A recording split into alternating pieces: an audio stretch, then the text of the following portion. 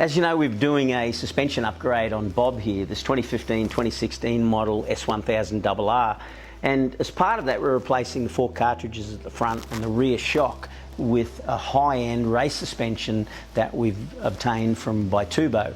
Now, as part of this, I thought, well, you know, we may as well go the whole distance here and replace the steering damper as well. So we've taken off the original factory fitted steering damper, which is probably a decent device to begin with, given the nature of this bike and the price of it. And we've replaced it with the Bitubo pressurised steering damper that they offer.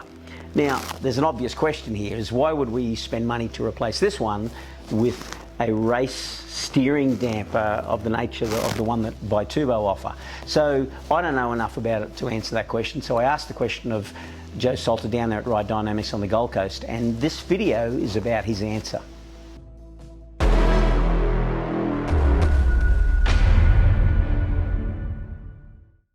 Yeah, these are a beautiful bit of kit. These are Bitubo pressurised steering damper.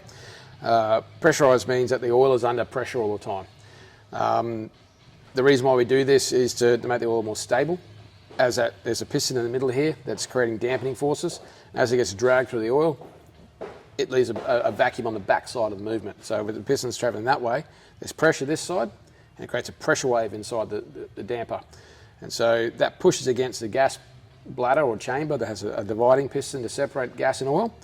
And on the back side, you create like a vacuum. So as it drags away so quickly, something's got to fill the void. And so it pulls the air out of the oil and creates a vacuum, so a loss of damping when it goes back the other way. So when we pressurise it, we eliminate that vacuum problem. It keeps pressure both sides. So the damper is far more constant. Now, other brands like Olin's, for example, they run a non-pressurised damper, and it's quite easy to service and that sort of jazz. But in terms of consistency and performance, these are far superior. You've got adjustments on the end here with a little clicker. And basically, when you wind that up, it gets a lot harder to move that. And when you open it right up, it's quite easy to move. Yeah, right, that's quite significant. So now, like we were just talking about a minute ago, that steering oscillation, that we want that bike, when it leans, that front wheel to turn to match our lean angle freely.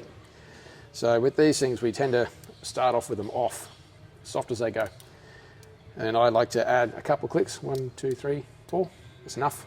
It's quite easy to move still, but in that real quick motion, it stops that slap of the bar. Right.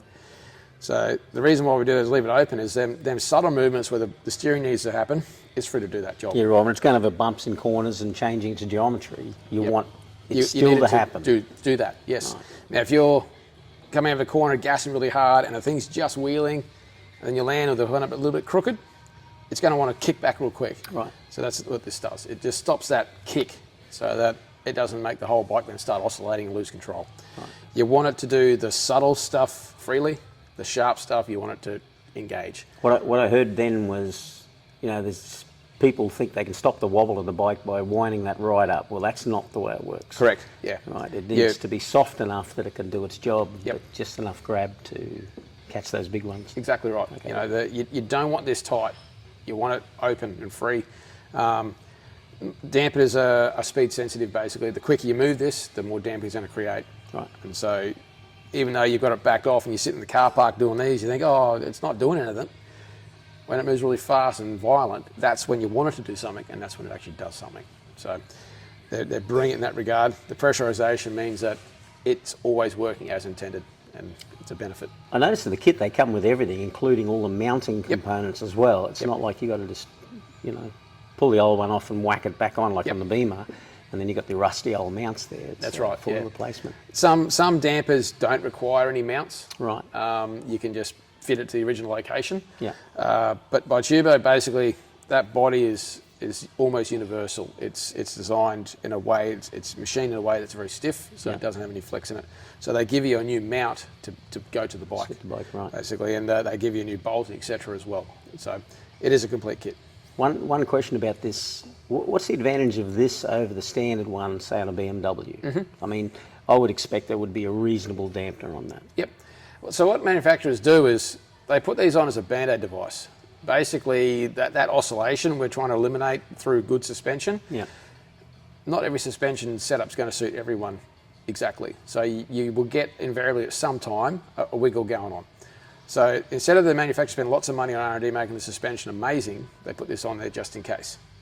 And they put on one that is you can't lock out, because if you lock one out, the bike won't steer and you're going to have an accident. So they deliberately make them not as good as they could be, just to hedge their bets either way. It's there to catch the big oh shit moment, but otherwise it doesn't really do jack.